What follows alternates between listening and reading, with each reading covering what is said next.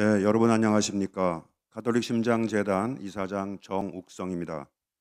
가심의 칩 심포지움에 참석하신 전국의 선생님들께 감사를 드립니다. 오늘 학술 행사는 오프라인 중심으로 진행하려고 했으나 아직 몇몇 선생님들이 코비드-19에 감염되는 상황이 생겨서 일부 하이브리드 형태로 진행이 됩니다. 특별히 올해 칩 심포지움에서는 국내 마스터들로부터 고난이도 시술을 배우는 시간과 여러분 잘 아시는 것처럼 전국의 200여 개 캡방 중에 150여 개 기관이 서지컬 백업이 되지 않습니다. 이러한 2차 병원 중재시술 선생님들이 겪는 어려운 경험들을 나누는 시간이 준비되어 있습니다. 특별히 오늘 모임에 참석하신 심혈관 중재학회 전현직 이사장 회장이신 안태훈, 김효수 교수님과 어렵게 참석해 주신 현 병원장이신 안영근 전남대학 병원장, 김희열 부천성모 병원장님, 그리고 경북대 박헌식 교수님께 깊은 감사를 드립니다. 그리고 심포지움을 준비해 주신 서울성모병원의 장기욱, 황병희, 오규철 교수와 이승윤 선생님 이하 스태프진 여러분에게도 감사를 드립니다. 마지막으로 오늘 칩 심포지움을 지원해 주신 중재 관련 디바이스 업체 제약사 서울성모병원 NGO 방 식구 가심 직원 여러분께도 감사를 드립니다. 여러분 감사합니다.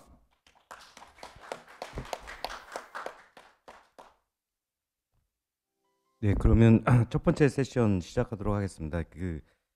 실내 50인 이하에서는 마스크를 안 쓰셔도 된다고 그래서 좌장 패널 연자 선생님께서는 자유롭게 쓰시고 싶으신 분들은 쓰시고요.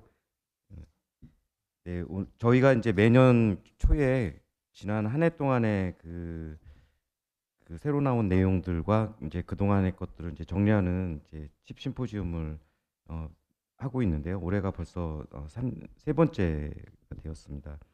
칩은 다들 아시겠지만 이제 중재 영역에서 가장 마지막으로 남은 이제 분야이고, 오늘 첫 번째 세션은 이제 Planning is Everything이라는 제목으로 세션 제목을 달았고요. 첫 번째 네 명의 젊으신 인터벤션 선생님들 모시고 강의 듣는 자리를 마련했습니다. 첫 번째 두 세션은 제가 소개하고 나머지 두 강의는 이제 일산백병원의 이성윤 교수님께서 소개해 드리겠습니다.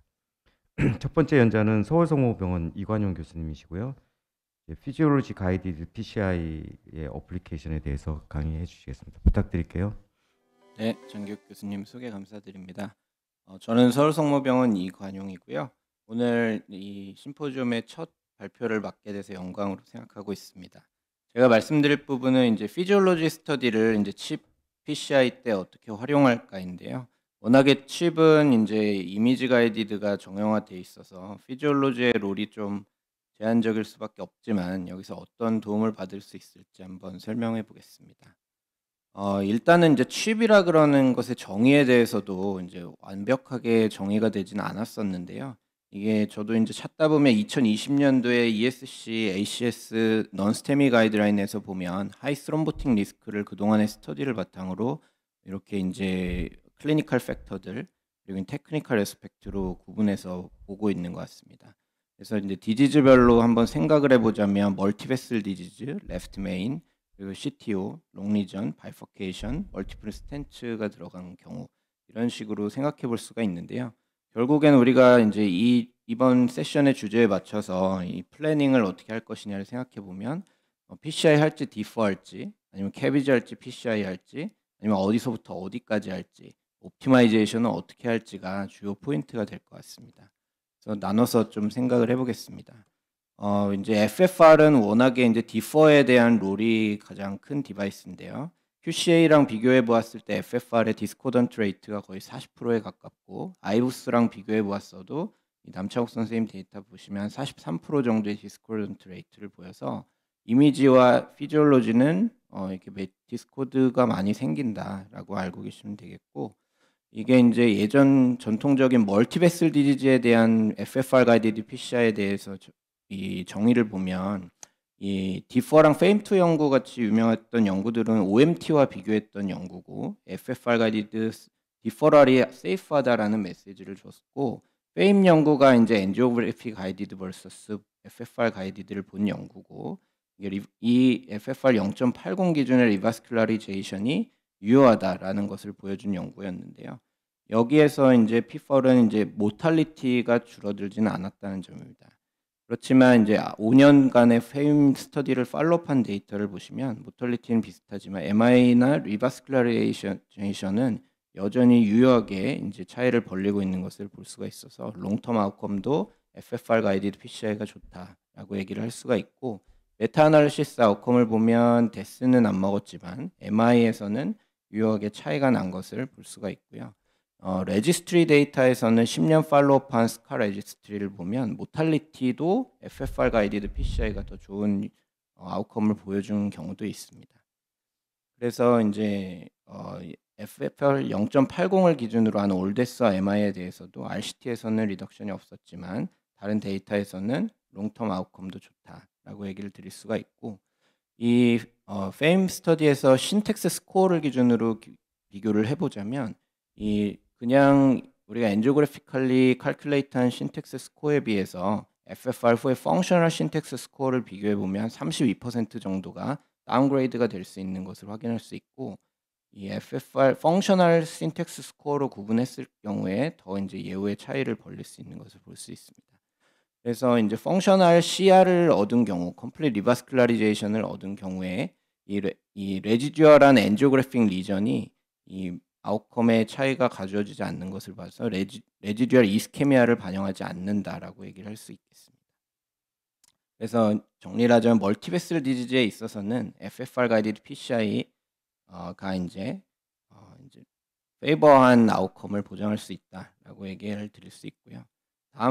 다음 이슈는 이제 캐비지와 PCI에 관해서인데요. 최근에 발표된 연구가 있죠. FAME3 스터디로 1,500명의 3베슬 디지즈 환자에서 이제 PCI 할 거냐, 캐비지 할 거냐를 보고 아웃컴을 봤는데요. 이 아웃컴은 3년 팔로우업 했을 때, 1년 팔로우업 했을 때, 이제 캐비지가 좀 더 아웃컴이 좋게 나왔는데요. 이걸 좀 더 자세히 들여다보면 FFR이 0.80보다 높은 환자가 24% 정도밖에 없었습니다.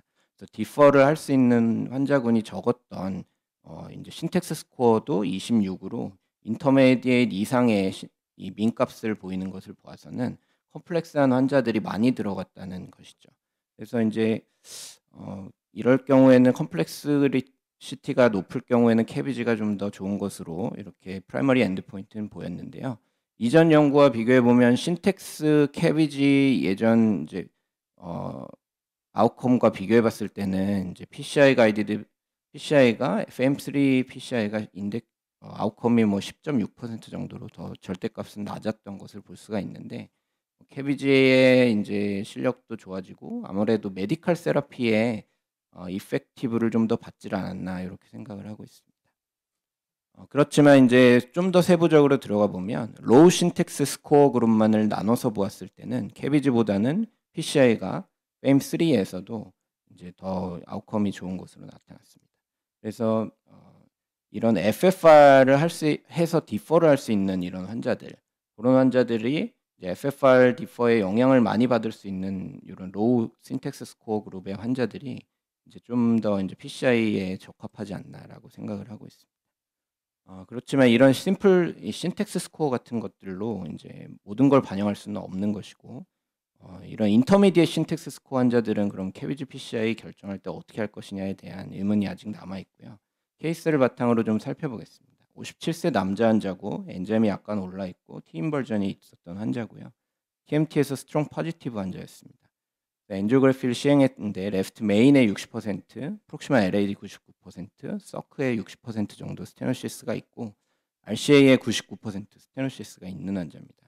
신텍스 스코어로는 25점으로 높은 신텍스 스코어를 보였기 때문에, 근데 이제 이런 인터미디에 신텍스 스코어에서는 이제 이 환자의 경우에는 PCI에 페이버한 인자들이 있고 이제 캐비지에 페이버한 인자들이 같이 공존하고 있는 경우가 많습니다. 그래서 또 생각을 해보면 60% 스테노시스를 보인 이 서클 리전이 이게 펑셔널하게 시그니피컨트한 리전이냐에 대한 이슈가 있을 수 있어서 여기 FFR을 처음에 시행을 했는데요. 이제 FFR 값은 0.80이 나왔습니다. 그래서 리바스큘라리제이션의 대상이 될 수 있지만 이 값을 정말 믿을 수 있을 것이냐. 그래서 레프트 메인의 이제 이 리전이 서메이션이 된 값이기 때문에 레프트 메인을 해결하고 나면 요거는 펑셔널리 시그니피컨트한 리전이 아닐 것이다라는 생각으로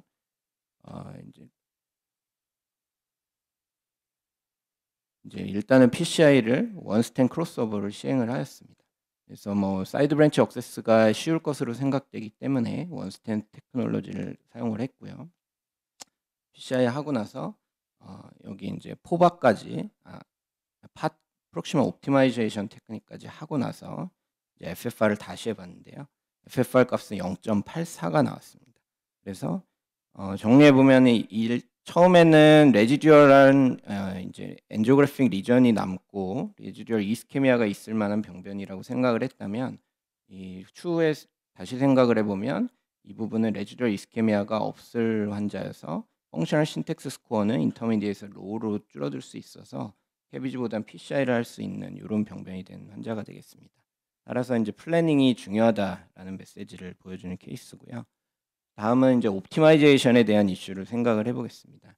디파인 PCI라고 이제 PCI를 다 하고 나서 블라인드로 우리가 IFR을 다 쟀었던 이런 연구가 있는데요. 여기에서 IFR 값이 0.89 이하로 나왔던 레지듀얼 이스케미아가 실제 엔지오그래픽 가이디드 PCI를 하고 나서는 한 24% 정도나 된다고 합니다. 그래서 이 레지듀얼 이스케미아 IFR 값이 낮았던 환자의 예후가 좋지 않았고요. 그래서 포스트 PCI로 재는 이 FFR, IFR 가이디드 옵티마이제이션 테크닉이 아마도 이런 환자에서는 좀 도움이 될 수 있지 않을까 하는 케이스들이고요. 그럼 이 레프트 메인 원스텐 크로스오버 한 후에 이 저희 환자에서 파이널 키싱 발론을 하는 것이 도움될 것이냐 아니냐 한번 저희가 파이널 키싱 발론을 하고 나서 FFR 다시 해봤는데요. 핫하고 나서 FFR 한 게 0.84였는데 어디셔널 파이널 키싱 발론 하고 나서는 0.92로 확연히 올라간 것을 볼 수가 있습니다. 그래서 플로우를 훨씬 많이 주는 의미에서 그리고 레지듀얼 리전이 남아있는 혈관을 사이드 브랜치에 있을 경우에는 이렇게 FFR 가이디드로 어디셔널 키싱 발론까지 결정을 해주면 더 이제 아웃컴이 좋을 것이다라고 생각해 볼 수가 있고 요것도 이제 남창욱 선생님 데이터였는데 이 레프트 메인 원스템 PCI 하고 나서 결국에는 이벤트가 서크에서 벌어지고 로우 FFR일수록 아웃컴이 안 좋더라는 결과를 보았을 때 이런 FFR 가이디드 포스트 FFR 가이디드 테크닉이 도움이 될 것이다 라고 생각을 해볼 수 있습니다. 일반적인 포스트 PCI FFR의 이제 컷오프 밸류에 대해서는 이슈가 많이 있고요. 포스트 PCI FFR 값이 높을수록 더 이제 예후가 좋다라는 건 알려져 있지만 컷오프 밸류들은 다 이렇게 베리어스하게 나타나고 있습니다. 그렇지만 정리를 해보면 2년 TVF를 봤을 때 한 5% 미만을 가져오려면 한 0.85 이상은 올려야 되지 않을까라는 생각이고요. 그렇지만 여기 이제 레시듀얼 리전이 디퓨즈 리전이냐 아니면 포컬 리전이냐에 따라서 좀 더 생각을 해봐야 되고 디퓨즈 리전일 경우에는 PCI 리스크가 베네핏보다 높을 경우에는 메디컬 펄로업을 하는 것을 권고하고 있습니다. 그렇다. 또 한 가지는 이제 옵티마이제이션 할 때 그러면 아이부스가 낫냐, FFR에 낫냐에 대한 이슈가 있는데요. 얼마 전 발표된 이제 플레이버 트라이얼에서 보면 이제 거의 850명씩 FFR 가이디드 스트래티지와 아이부스 가이디드 스트래티지를 봐서 FFR 가이디드 스트래티지가 non inferiority를 만족했는데요. 좀 더 생각해 보면 여기서도 중요한 메시지는 FFR 가이디드 PCI가 스텐트 개수를 많이 줄였다는 것입니다. 그리고 이제 아이부스 가이디드 이제 옵티마이제이션에 대해서 옵티마이제이션 한 군이 그럼 아웃컴이 어떠냐에 대해서는 FFR 가이디드 옵티마이제이션은 사실 이제 아웃컴을 벌어지게 하진 못했고 이제 아이부스 가이디드 옵티마이제이션은 좀 더 예후가 좋은 것을 보였습니다. 또한 이제 아이부스 XPL 같은 데이터에서도 옵티마이제이션 잘하면 예후가 좋은 것으로 보고가 되었고요. 이런 것은 이제 FFR 가이디드 옵티마이제이션이 좀 더 제 개인적으로도 이제 아이부스 가이디드보다는 인페리어 하지만 도움이 되는 경우들이 있다 정도로 정리를 하고 싶습니다. 그럼 어디서부터 어디까지 할 것이냐에 대한 이슈도 있는데요.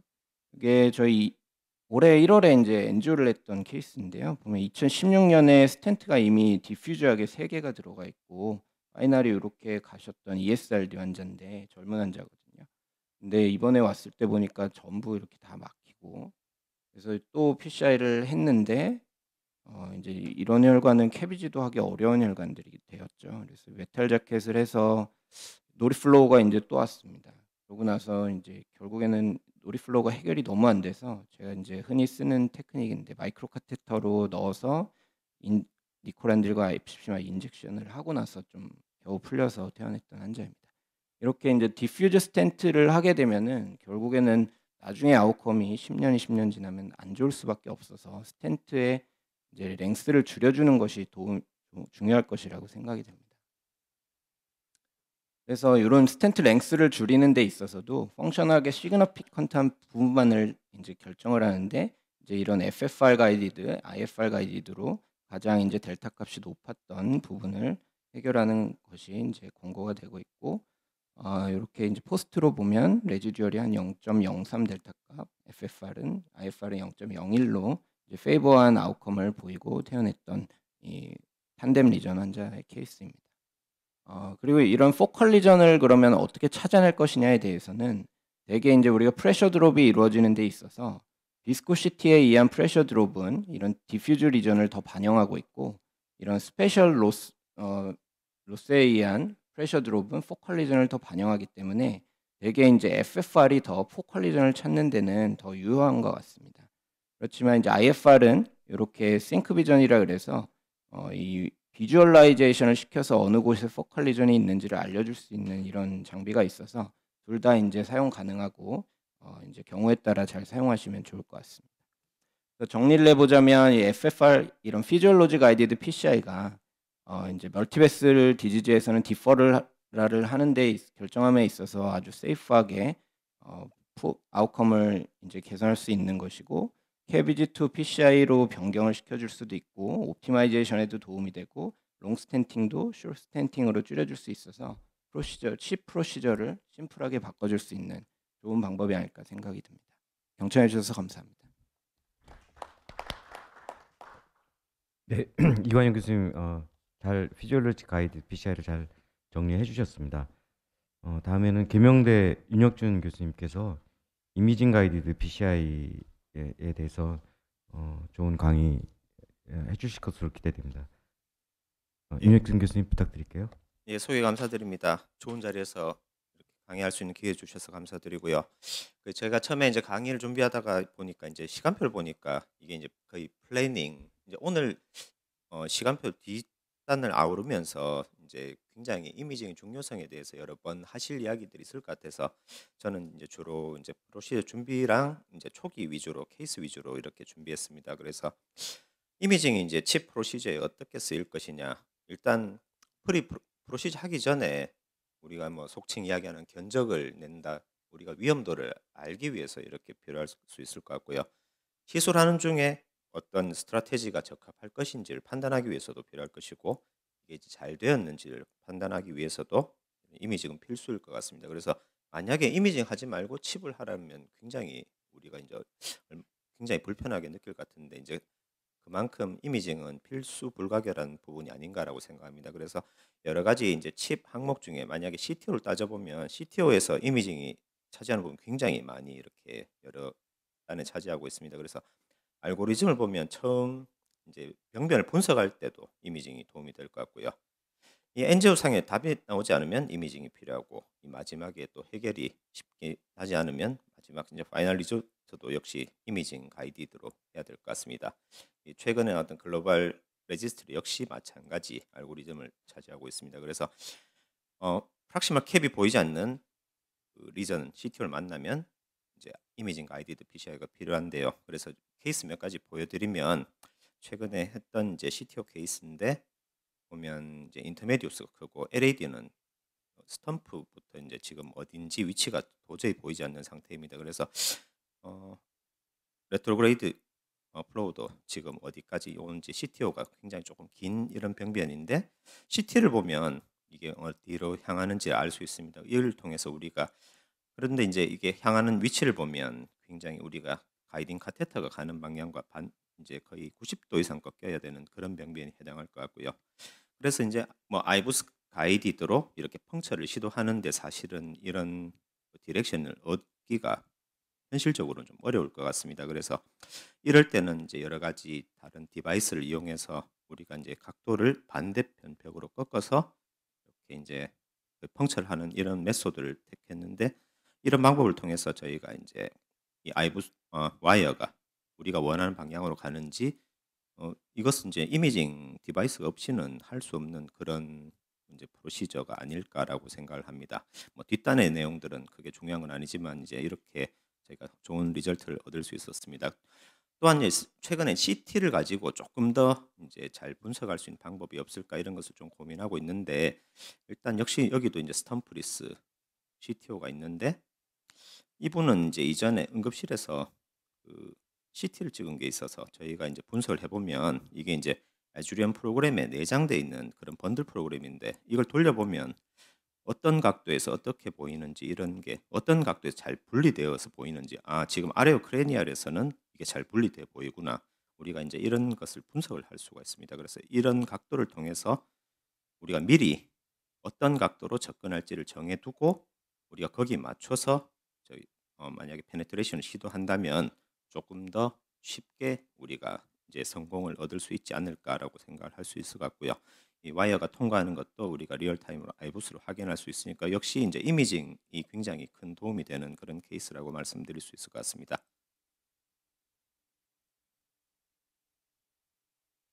세 번째는 이제 아노말러스 리전이 있을 때 역시 이제 또 다른 이미징이 있으면 굉장히 큰 도움을 받을 수 있는데, 최근에 이제 엔스테미 환자인데 엔지오를 찍어 보니까 이게 서컴이 도대체 어디 있는지 이제 알기가 좀 어려운. 근데 여기 스탬프가 보이니까 사실은 경험 많으신 선생님도 이쪽이 시작되는 부분이겠구나 이런 거 알 수 있지만, 저는 이제 이분의 병변이 도저히 좀 이해가 가지 않았는데, 이걸 하는 동안에 이제 기사 선생님들이 최근에 이게 경험이 많으니까 CT를 가지고 이거 그려주더라고요.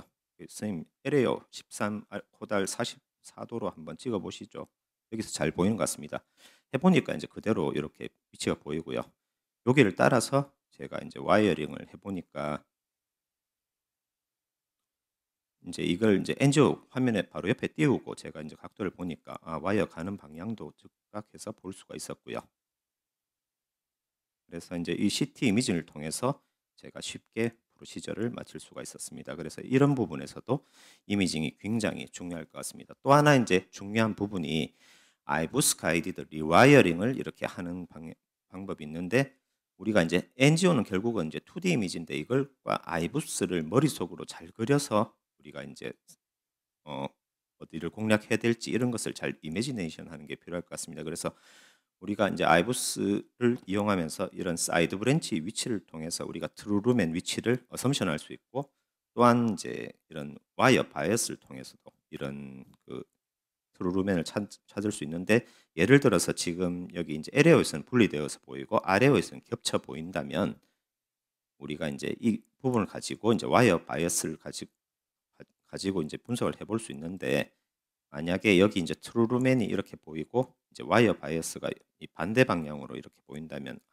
지금 트루루맨은 와이어 반대 방향에 있겠구나, 이런 것을 이제 아이부스 카테타와 위치를 통해서 우리가 예측을 할 수 있습니다. 그래서 이제 LAO에서는 이게 분리되어서 보였고 이제 RAO에서는 이게 겹쳐서 보이는 것이었구나, 이런 것을 예상을 할 수 있습니다. 그래서 우리는 이 이미징 카테타 와이어가 있는 반대 방향으로 이제 세컨 와이어를 이렇게 와이어링 해야 되겠다, 이런 것을 예측할 수 있으니까 이제 이런 것을 머릿속에 잘 그려두시면 우리가 이제 어려운 프로시저를 하는데 크게 도움을 받을 수 있을 것 같습니다. 그래서 이렇게 이제 로테이셔널 엔지오를 하면서 이런 아이부스 카테터와 이제 와이어에 관한 관계를 알게 되면 우리가 조금 더 이제 3차원적인 이미징을 그리는데 더 도움을 받을 수 있을 것 같습니다.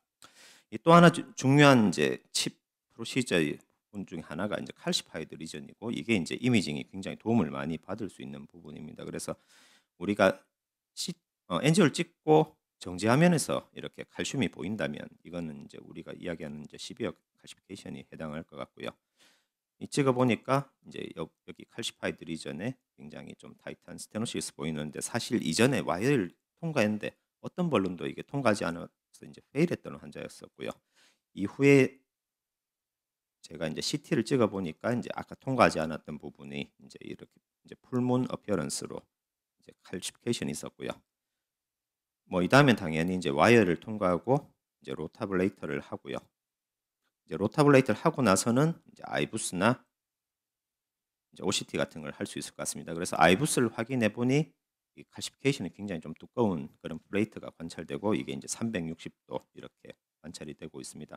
하지만 이제 최근에 이제 OCT를 사용하면 이게 조금 더 아이부스보다 정량적으로 보이게 되고 이런 시크니스까지 이렇게 메저를 할 수 있게 됩니다. 그래서 여러 가지 이제 데이터를 통해서 이제 칼시픽 리전이 어떻게 이렇게 이제 프리퍼레이션을 통해서 해결이 되는지를 살펴보면 이게 이제 500이 넘으면 이제 거의 브레이크 하기가 어렵고 이게 이제 거의 이제 이게 파열이 되는 부분을 살펴보니까 시크니스가 대략 이제 0.5mm 이하인 그런 칼슘 플레이트는 우리가 본론을 통해서 극복을 할 수 있다 이렇게 이야기를 할 수 있습니다. 그래서 만약에 이미징 카테터가 통과할 수 있다면 이런 추가적인 프로시저를 어떻게 할지 이런 데 대해서도 우리가 도움을 받을 수 있을 것 같습니다. 그래서 칼시파이드 리전을 만났을 때 우리가 이미징을 통해서 리전 프레퍼레이션을 하고 어떤 방법을 할지 이런 것을 결정할 때 결국은 이제 이미징이 굉장히 중요한 부분이 될 수 있을 것 같습니다.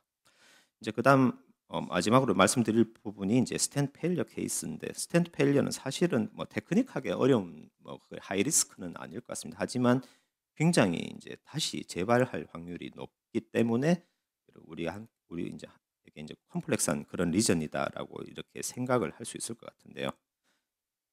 우리가 이제 NGO 상으로는 이게 이제 뭐 ISR 이렇게 이야기하지만 이미징 상으로는 다 이 병변이 캐릭터가 다르게 나타납니다. 그런 언더라잉 메커니즘도 굉장히 좀 다르고요. 이 케이스 보시면 이전에 이제 NGO 가이디드 PCR 했는데 이 레프트 메인부터 이제 굉장히 좀 디퓨즈하게 리전이 있었는데 이제 레프트 메인부터 LAD까지 이제 투 스텐트를 가지고 이렇게 치료했고 앞에도 나름 그때 이제 뭐 팟을 했다고 했었는데 이 환자분이 1년 뒤에부터 다시 또 증상이 발생해서 보니까 이제 레프트 메인 쪽에 다시 이렇게 ISR이 생겼습니다. 그래서 이 부분을 이때 이제 이미징을 통해서 분석을 해보니 이런 레프트 메인 쪽에도 이제 LAD 프락시마에도 여기 스텐트 에어리어가 4.5 정도밖에 되지 않고 굉장히 조금 이제 예상보다는 이제 언더 익스펜전 돼 있고 레프트 메인에는 이렇게 스텐트 마로 포지션이 이렇게 관찰되는 이런 패턴을 보이고 있습니다. 또한 이렇게 이제 네오 인티마 패턴이 이런 호모지너스한 패턴을 보이는데 우리가 이제 OCT를 통해서 이제 히스톨로지를 예측을 할 수 있는데 호모지너스한 패턴을 보이면 이건 이제 콜라겐 리치한 그런 네오 인티마 패턴을 보이고 이런 부분은 이제 이게 벌룬을 했을 때 반응이 좋지 않은 경우가 많습니다. 그래서 이게 컨벤셔널 벌룬으로는 잘 해결이 되지 않는 경우가 많기 때문에 스쿼링 발룬이나 이제 그 하이 프레셔 벌룬이 반드시 이제 필요한 그런 병변이라고 말씀드릴 수 있을 것 같습니다. 그래서 저희 환자의 병변은 이 스텐트 에어리어도 굉장히 우리가 얻고 싶었던 것보다 굉장히 좀 작은 그런 에어리어를 보이고 있고 네오인티마도 많이 자라 있는 패턴. 그래서 그냥 벌룬에서는 안 되겠다라고 생각했었고 이제 스쿼링 벌룬과 NC 벌룬을 했었고 이후에 이제 스텐트 에어리어도 훨씬 더 확장이 많이 되었었고 네오인티마도 뭐 최대한 줄였지만 이제 여전히 조금 남아 있는 이런 패턴을 보이고 있습니다. 그래서 이제 이런 네오인티마 패턴하고 이제 발론 리스판스에 대해서 이렇게 보면 이 호모지너스한 패턴이 이제 타입 1이 해당하는데 이런 경우에는 벌룬을 하면 스텐트 볼륨은 잘 늘어나고요. 이 워낙 좀 약간 단단한 그런 네오인티마가 되기 때문에 스텐트가 잘 확장이 되지만 이 네오인티마 볼륨 리덕션은 적게 나타난다. 저희 케이스에서 봤던 것과 이제 일치하는 그런 소견이 되는 것 같습니다. 이 또 이제 스텐트 뭐 ISR 병변이 다음과 같이 이렇게 있는데 저희가 이제 스코어 벌룬, NC 벌룬을 하고 이 정도면 괜찮지 않을까 이렇게 생각을 할 수도 있지만 우리가 이제 OCT를 통해 살펴보면 네오 인티마 굉장히 좀 지저분한 이런 패턴을 보이고 있습니다. 그래서 이 스롬보스도 관찰되고 굉장히 헤테로지너스한 패턴을 보이는데 이제 이러한 경우에는 뭐 추가적으로 스텐트가 필요하겠다 이런 것을 가이드하는데도 이런 이미징이 반드시 필요할 것 같습니다. 그래서 연세대 자료에 의하면 여기 보면 이제 호모지너스한 그룹은 굉장히 좀 좋은 패턴을 보이고 있지만 헤테로지너스한 네오인티마, 그다음 네오아스로스클레로시스를 보이면 굉장히 이제 아웃컴이 좋지 않다라는 것을 발표한 적이 있었고요. 또한 그 유로 인터벤션에 작년에 발표된 자료를 보면 이 호모지너스한 그룹은 뭐 DS하거나 DEB하거나 뭐 비슷한 결과를 보이지만 인호모지너스한 네오인티마일 경우에는 DS가 DEB보다 더 좋다. 결국은 이런 네오인티마 패턴을 잘 파악하고 거기에 맞춰서 치료하는 것이 이제 아웃컴에 굉장히 중요한 역할을 하겠다라는 것을 좀 생각하게 합니다. 그래서 저희 병원에서는 그 스tent 페일리어 케이스가 있으면 가급적이면 이제 OCT를 먼저 확인을 하고자 하고요. OCT를 하면 두 번의 이제 크루셜한 그런 에발루에이션을 하는데 처음 이제 본론하고 이게 이제 네오인티마 패턴을 보고 여기에 맞춰서 추가적으로 이제 확장을 할지 아니면 이노모지너스 할 경우 충분히 확장이 되었는지 아니면 추가적으로 스텐트가 필요할지 이런 것을 이제 세컨 OCT를 통해서 확인을 하고 만약에 프리퍼레이션이 충분하다면 여기서 이제 DEB하고 끝내고 만약에 옵티멀한 리절트를 얻지 못했던 경우에는 뭐 DS까지 해야 된다 이런 것을 가지고 저희가 이제 프로시저를 하고 있습니다. 뭐 여러 가지 말씀드렸지만 요약하자면 뭐 CTO 인터벤션에서 뭐 이미징은 뭐 필수 불가결이다라는 것을 말씀드렸고 이 최근에 이제 3D CT 리컨스트럭션이 굉장히 저희가 조금 만약에 손쉽게 이용할 수 있다면 이게 컴플렉스한 리전 우리가 머리로 이해가 되지 않는 그런 병변을 이해하는 데 조금 클루를 얻을 수 있을 것 같습니다. 이 칼시파이드 리전은 굉장히 우리가 흔히 만나고 하는데 이제 결국 이게 어디 존재하고 로케이션이 어디 있고 익스텐트가 어느 정도 되는지 이런 것은 이제 이미징 통해서 우리가 알 수 있는데 이런 데 대해서 도움을 받는다면 거기 적합한 치료를 할 수 있을 것 같습니다. 마지막으로 이제 스tent 페일리어에 대해 말씀드렸는데 이제 OCT 가이던스를 통해서 조금 더 이제 스tent 페일리어가 된 메커니즘을 이해하고 거기에 맞춰서 치료한다면 조금 더 나은 결과를 얻을 수 있지 않나라고 생각합니다. 예, 이상 경청해 주셔서 감사드립니다. 예, 윤혁준 교수님 좋은 강의 감사드립니다. 예, 다음 연자는 서울 아산병원의 강도윤 선생님이시고요. 강의 제목은 PCOR CABG in Chip Patient, Beginning of the Debate 제목으로 강의해 주겠습니다. 부탁드리겠습니다. 예, 소개 말씀 감사드립니다. 울산대학교 서울아산병원에서 중재시술 전공하고 있는 강도윤입니다. 제가 맡은 주제는 PCI or CABG in Chip Patient라는 주제였고요. Beginning of the Debate라는 이제 부제가 붙어 있는데 사실 굉장히 어려운 내용이고 이 내용만 이제 해도 뭐 하루 종일 해도 부족한 내용이라 일단은 그 최근에 이제 뭐 에비던스들 그리고 가이드라인 중심으로 좀 간단히 말씀드리려고 합니다. 또 무엇보다도 이제 처음에 이제 좌장님께서 말씀하셨지만 한 200여 개 캐스랩 중에 한 150여 개 캐스랩이 서지컬 백업이 지금 안 되고 있는 상황이기 때문에 이게 특히나 ACS 상황에서는 뭐 어떻게 유니폼한 어떤 리커멘데이션 하기가 참 어려운 상황이라 생각합니다. 그래서 주로 이제 스테이블 환자 그 대상으로 데이터나 이런 리뷰를 한번 해보도록 하겠습니다. 디스클로저 할 것은 없습니다. 케이스 이렇게 좀 보여드리겠습니다. 좀 익스트림한 케이스인데요. 76세 환자, 이폴트 엔자이나 당뇨가 있습니다. EF는 60%, EKG는 뭐 ST 디프레션이 약간 있고요. 엑스레이 크게 문제는 없습니다. RCA는 보니까 크게 문제는 없으시고요. 레프트 코로너리는 레프트 메인 디지즈고 굉장히 시비어한 레프트 메인입니다. 특히 이제 보면 트리포케이션 디지즈, 다이고널이 없고 빅 RI가 있는데 다 디스탈 바이포케이션에 물려 있습니다. 그래서 이제 이런 환자분들 이제 두 가지 길 중에 하나를 가게 되죠. 이제 오픈하트 스테노토미 하고 캐비지 하든가 현재 뭐 가이드라인에서는 이쪽이 좀 더 리커멘데이션 될 것 같고요. 또는 뭐 레디알이나 피모랄로 간단히 PCI 하고 최근에는 이제 거의 세임데이로 많이 하고 있어서 하시고 그냥 집에 간다. 뭐 이렇게 해서 이제 의사들도 많이 고민을 하고 이제 환자들도 고민을 많이 하게 됩니다. 이분은 이제 고민 끝에 그 PCI 쪽으로는 결정을 했는데요. 피모랄 어프로치를 했고 와이어를 그냥 3개를 다 했습니다. 이제 RI 브랜치도 좀 놓치기가 아까운 브랜치라서 그 다음에 2개의 브랜치에 스텐팅을 하고 크러쉬를 한 번에 한 다음에 메인 LAD 스텐팅을 해서 3개의 이제 스텐트로 그 트리퍼케이션 모두 치료했습니다. 그 다음에 시퀀셜 하이 프레셔로 브랜치들을 다 넓혀준 다음에 트리플 키싱을 하고 마쳤던 환자입니다. 보시면은 이제 3개의 그 메인 바이포케이션이 다 치료가 됐고요. 다행히 뭐 디스탈은 다 좋아서 그 3개로 끝낼 수가 있었고 환자는 한 2년 정도 지났는데 잘 지내고 계십니다. 이런 분들은 이제 뭐 캐비제도 굉장히 좋은 캔디데이시죠. 이제 디스탈이 다 좋기 때문에. 그래서 이런 분들을 어떻게 치료하는 것이 옳을 것인가 계속 고민이 됩니다. 또 다른 케이스 이제 또 75세 환자분 당뇨 있으시고 코로네시티 디퓨즈 3베슬 디지즈 월모션은 없고 ELV 펑션은 괜찮았던 사람입니다. 레프트 코너에 보면은 메인에도 디지가 있고 LAD가 굉장히 디퓨즈하게 디지가 있습니다. 메인 바이퍼케이션 디지에 RCA도 뭐 디퓨즈 디지가 있고 역시나 뭐 캐비지 하기도 좋은 환자고 이제 그 신텍 스코어 봤을 때는 한 38점 정도 나왔던 환자입니다.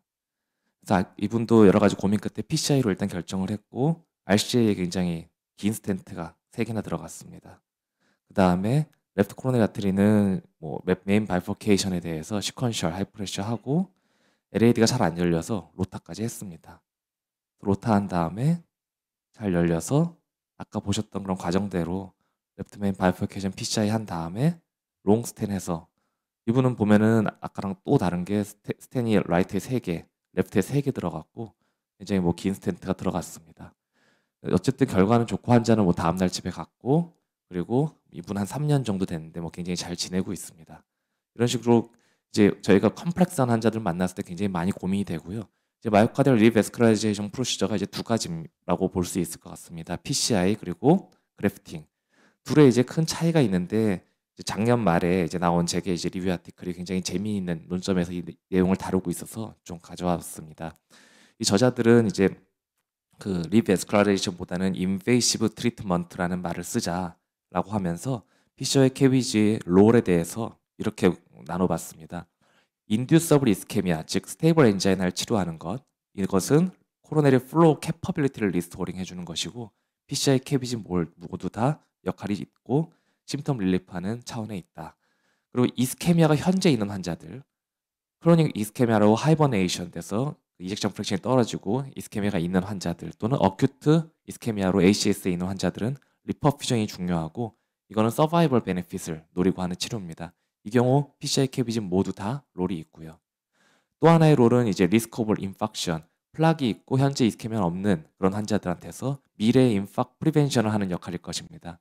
이 경우는 이제 캐비진은 플로우를 애드해 주기 때문에 프리벤션 역할이 있지만 PCI의 경우는 저희가 이제 대부분 이제 컬프릿 베셀이 아니면 스텐트를 다 넣는 것은 그 자체로 리스크가 있기 때문에 하지 않아서 이 경우에 PCI 롤이 좀 떨어지고 이 부분 MI 프리벤션의 역할에서 장기적인 아웃컴이 갈리는 것 같다 이렇게 제안을 했습니다. 이제 기존의 데이터들을 보면은 결국에는 MI 프리벤션을 하는 캐비지의 역할이 서바이벌 베네핏과도 연관이 되어 있다라는 메타 아날리시스들이 있어서 이런 주장을 뒷받침하고 있습니다. 그래서 이렇게 이제 PCI와 캐비지의 주요 차이는 이렇게 볼 수가 있을 것 같고요.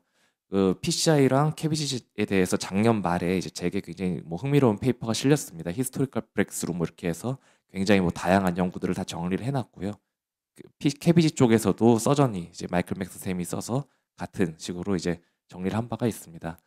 이렇게 뭐 여러 가지 연구들이 나오고 컨트로버시를 이제 얘기하자면 끝이 없지만 주요 컨트로버시가 되는 내용들은 이제 아나토믹 그룹이 굉장히 다양하다. 뭐 신텍스 스코어라는 것을 만들어서 그 대표를 하려고 노력을 하고 있지만 뭐 다들 이제 시술하시다 보면 아실 겁니다. 굉장히 다양하고 어떤 분들 뭐 3베슬이지만 뭐 간단한 병변이 3개 있어서 탁탁탁 치료하면 끝나는 환자가 있는가 하면은 똑같은 3베슬이지만 굉장히 디퓨전 디지즈가 있고 또 어떤 분들은 이제 디스탈 디지가 심해서 붙일 데가 없는 환자도 있고 이런 것들을 지금 대표성 있게 어떤 단어로 표현하기가 지금 다들 어려움을 겪고 있다라고 생각하실 수 있을 것 같습니다. 그리고 레지스트리의 환자와 RCT의 환자들이 완전히 다르고 팔로업 랭스가 최대 긴 게 한 10년 정도이기 때문에 더 이상의 팔로업이 아직 없는 데이터가 없는 것. 그래도 아직 10년째 이제 신텍시스가 멀티베셀에서는 이제 롱기스 팔로업 같은데 현재 월코즈 모탈리티에서는 차이가 없었다 보여주고 있고 베스트 엔드 포인트를 어떻게 잡느냐 모탈리티냐 아니면은 스트로크 뭐 MI 리베스크라이제이션 QOL 무엇을 기준으로 삼을 것인가에서도 다들 어려움을 겪고 있는 것 같습니다. 그리고 CRIR 컴플리트 리베스크라이제이션 컨셉에 대해서도 아직도 정리가 잘 안 되고 있는 것 같습니다. 그래서 지금 보면은 이제 퍼블리시드 에비던스는 이제 PCI 캐비지 환자에 대해서 굉장히 리스크 프로파일이 다르고 특히 레지스트리 환자에서는요. 그리고 타임 베링 베네핏이 다르다. 보면은 초반에는 그 캐비지가 좀 더 나쁘고 어큐트한 이벤트 때문에요. 롱텀에서는 PCI가 좀 나쁘고 이런 결과들이 굉장히 컨시스턴트하게 보이고 있습니다. 그러면은 어느 걸 더 중요시할 것인가 굉장히 어려운 문제입니다. 그리고 리얼 월드 프랙티스에서는 보면은 사실은 딱 보고 결정하신 경우가 대부분이죠. 그래서 이게 연구에서는 많은 환자들이 섞여 있기 때문에 결정도 어렵고 막 컨트로버시가 있지만 사실 환자를 보거나 NGO를 보면은 바로 결정할 수 있는 경우가 꽤 많습니다. 뭐 굉장히 상태 안 좋은데 어떻게 캐비지 하냐, PCI 하자 이런 경우도 있고 NGO 딱 보고 이건 캐비지지 이런 경우가 실제는 더 많은 것 같습니다. 그래서 인디비주얼라이제이션 하는 것이 키인데 이런 것들을 가이드라인이나 아니면은 어떤 뭐 쉽게 이제 뭐 단순하게 이렇게 하기는 지금 좀 어려운 상황인 것 같습니다. 그래서 그 업데이트 메타어널리시스를 보면은 뭐 스터디 레벨, 그다음 페이션트 레벨까지도 쭉 있었는데 뭐 스탠팅 벌스 캐비지를 그냥 보면은 캐비지가 좀 더 좋다, 모탈리티가 나오지만 레프트 메인만 보면은 거의 비슷하게 나오고요. 멀티베셀을 합쳤을 경우에는 캐비지가 좀 더 좋은 쪽으로 나오는 것이 중론인 것 같습니다. 이제 스튜어트 헤드가 이제 페이션트 레벨로 쭉 봤는데 이제 당뇨가 있는 환자들은 모탈리티가 좀 나쁘고 레프트 메인에서는 비슷한데 멀티베셀이 있는 경우는 좀 더 캐비지가 좋은 것 같다 이런 식으로 결과가 나온 바가 있습니다. 소프트 엔드 포인트 QOL을 봤을 때는 이제 레프트 메인 같은 경우는 초반에는 PCI가 좀 더 좋지만 장기적으로는 비슷하게 간다 이런 것들이 현재 중론인 것 같습니다. 그래서 PCI가 이제 어떻게 따라갈 수 있느냐 보면 앞에 이제 말씀해주신 FFR이나 아니면은 그 이미징을 이용해서 현재 스테이트 오브 아트 PCI 최선의 PCI를 하는 경우에 캐비지를 따라갈 수 있지 않을까라고 생각은 하고 있습니다. 그래서 그 신텍스 1과 2에 한 6년 정도 차이가 있는데 보면은 신텍스 PCI와 신텍스 2 PCI를 비교해 보면은 이전의 캐비지와 거의 비슷한 아웃컴을 보일 정도로 개선이 된 바가 있습니다. 그런데 이거는 이제 뭐 PCI만 발전하는 게 아니고 서저리도 발전했기 때문에 보시면 서저리도 신텍스와 엑셀을 비교해 보면은 레프트 메인 PCI에서 아웃컴이 굉장히 개선이 되었습니다.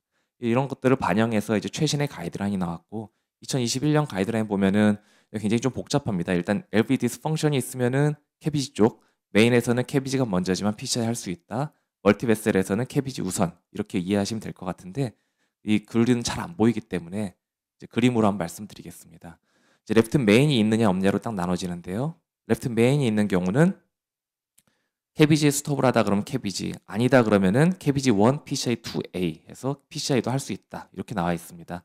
근거를 보시면은 4개의 랜덤 트라이얼, 이제 프리컴뱃, 엑셀 노블, 신텍스 레프트 메인을 페이션트 레벨로 이제 하버드 팀에서 저희가 그 중립적인 레퍼리를 두고 그 페이션트 레벨 어널리시스라는 게 작년에 란셋에 폴리시가 되었습니다. 프라이머리 엔드 포인트에서 데스가 큰 차이가 없고요. 5이어고요.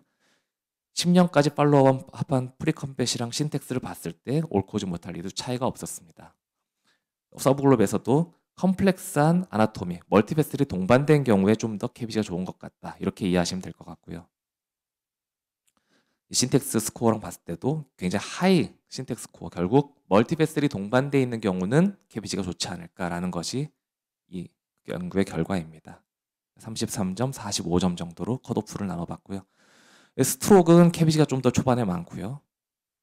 페리프로시얼 MI는 캐비지가 좀 더 많지만 이건 데피니션이 굉장히 복잡하기 때문에 스폰테니어스 MI만 봤을 때는 장기적으로 캐비지가 더 우월하고 아까 초반에 말씀드린 이유인 것 같습니다. 이런 근거로 캐비지가 1이지만 PCI도 2A로 올라왔고요. 그 다음 멀티베셀인 경우가 또 이슈가 됩니다. 멀티베셀인 경우에는 이스케믹 카디오마이패시가 있느냐 없느냐 나누고 그게 아닌 경우 스테이블에서는 GDMT 해라. 이제 이스케미아 트라이 영향이죠. 메디컬 해랍니다. 이스케믹 카디오마이패시가 있는 경우는 어떻게 되느냐? 이 경우 캐비지를 가급적이면 권고하고 있습니다. 이 근거 EF 50% 이하의 근거는 카스와 이제 스티치 트라이얼일 겁니다.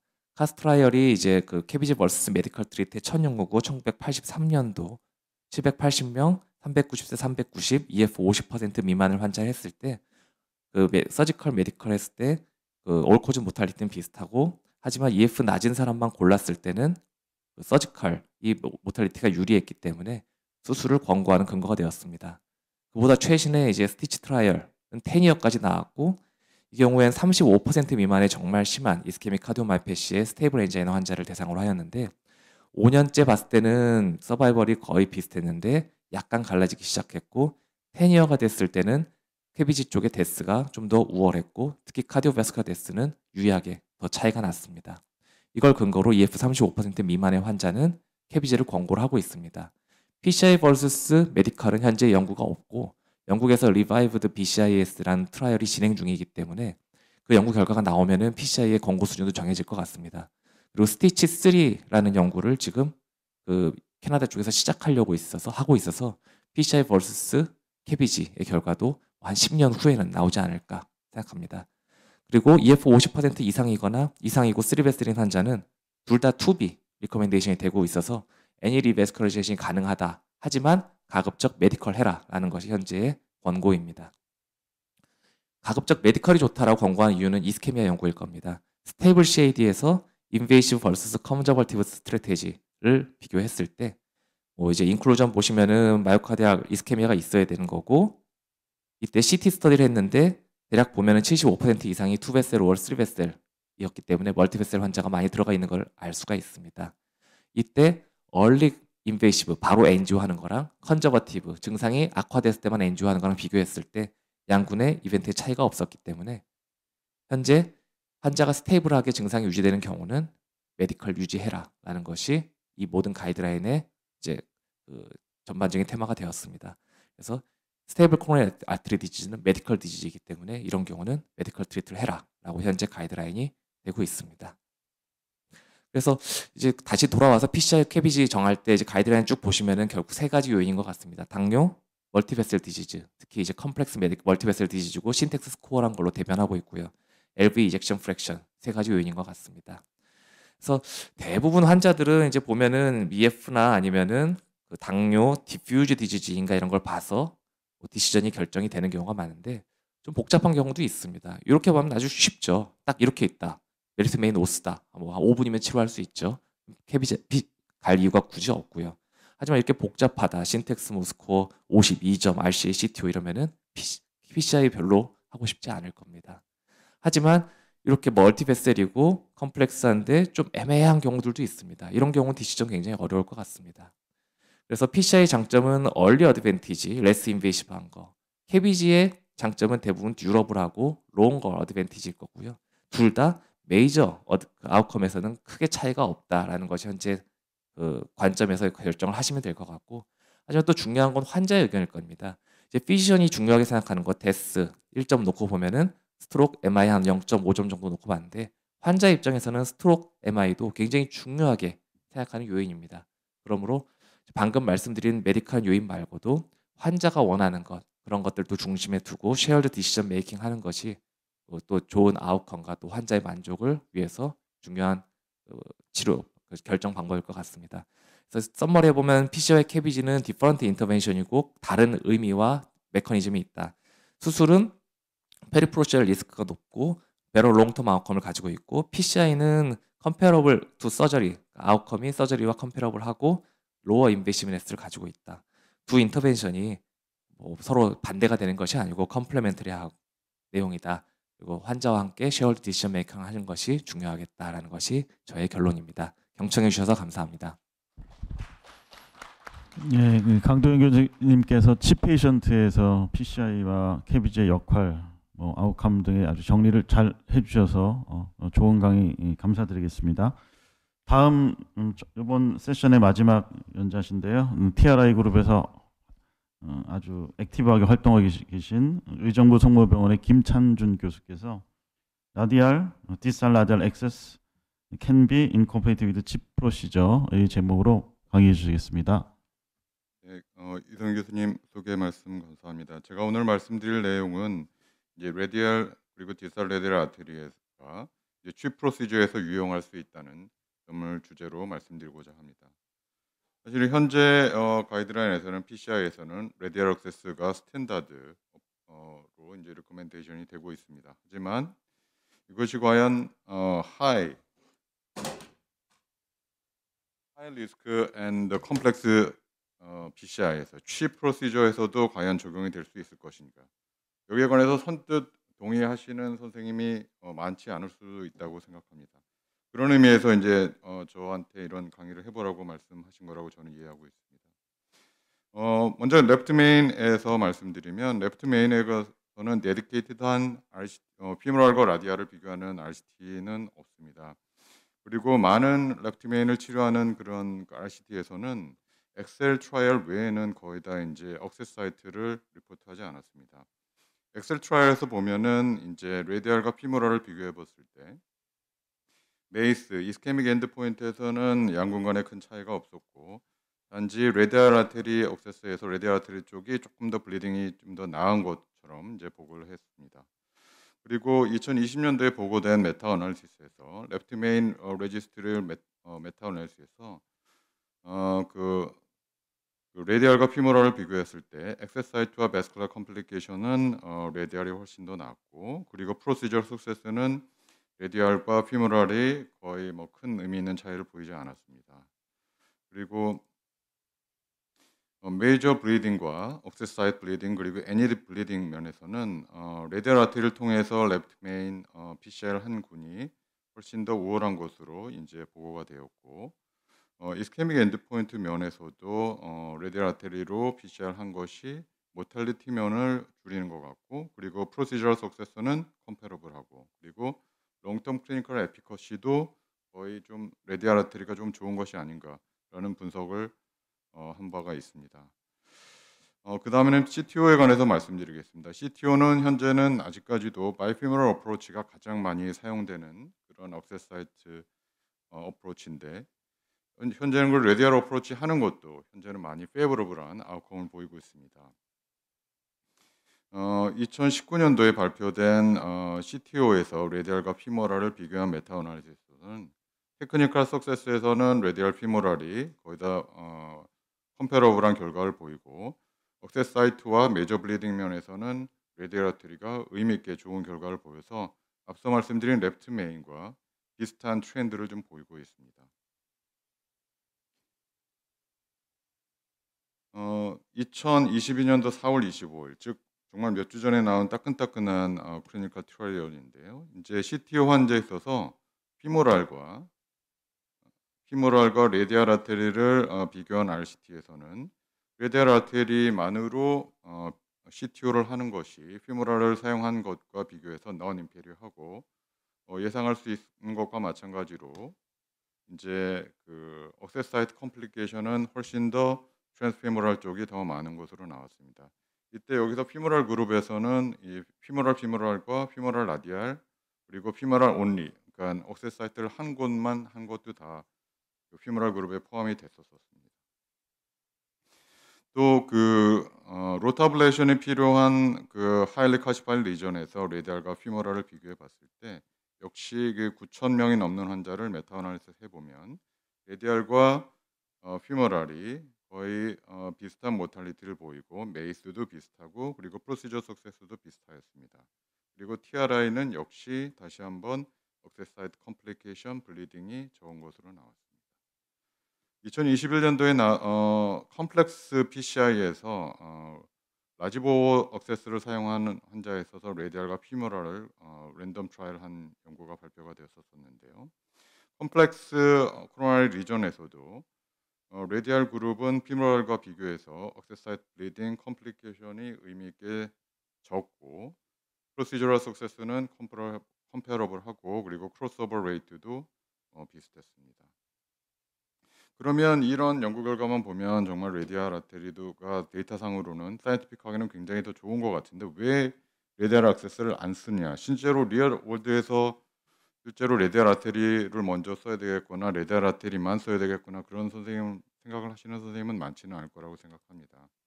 2009년도에 상대적으로 레디알 아테리 액세스가 도입된 지 얼마 안 되는 시점에서 재개 발표된 연구에서 보면 그럼 레디알 아테리를 왜 선호하지 않게 되는 이유를 보면 레디알 아테리 자체의 문제, 즉 스파즘과 다이섹션과 루프 그리고 스테노시스가 있는 경우가 문제가 될 수 있고 또 상당히 많은 경우에 라이트 레디알 아테리로 들어가게 되는데 경험이 많으신 선생님은 당연히 알고 계시겠지만 이제 어느 정도 경험만 있는 분 선생님은 알고 계시겠지만 라이트 레디알 쪽으로 들어갔을 때 서브클라비안 톨투오시티가 있으면 특히 나이가 많으신 분들에서는 거의 아크로바틱하게 그 가이딩 카테터를 접근을 시켜주고 인게이지를 해야 되는 그런 상황이 종종 많이 있습니다. 그리고 이런 경우에 많은 경우에 백업 서포트가 부족한 경우가 있고요. 그래서 실제 과연 리얼 월드에서 PRA가 컴패러블 하냐, 그리고 컴패러블 할 수 있는 그런 방법은 뭐가 있겠느냐 하는 거를 한번 말씀드려 보겠습니다.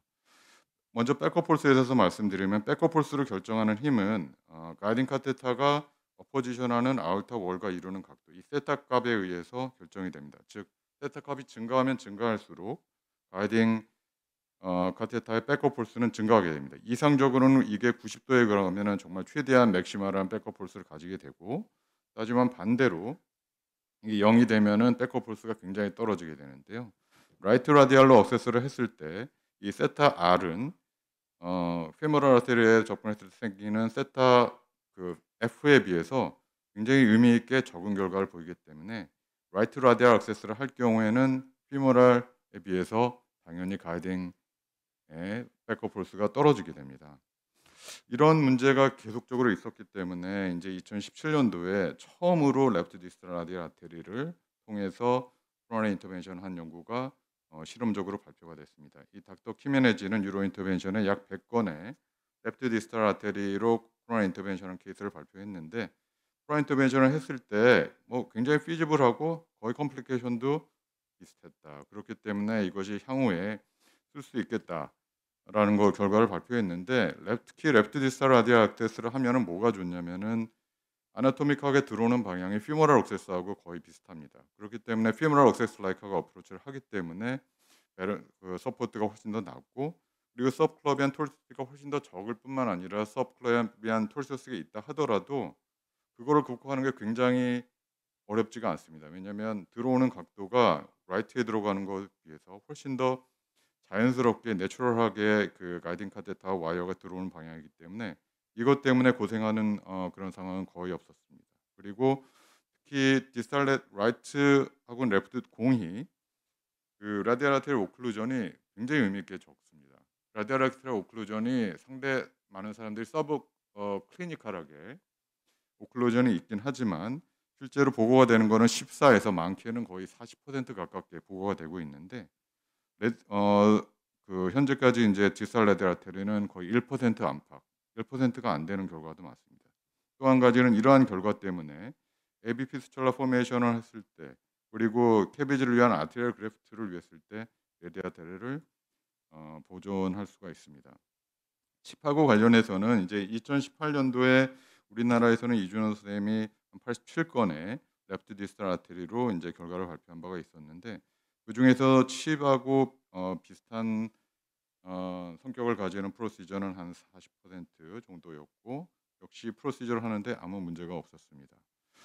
그리고 이제 특히할 만한 것은 레프트 디스탈 라디알 라이트 디스탈 아테리, 한국 사람에서는 미인 다이아미터는 2.4m, 2.4mm, 2.36mm 이 정도로 이제 측정이 됐었고요. 그리고 일반적으로 우리가 하는 쉬스 가이딩 카테타 컴패러블 했습니다.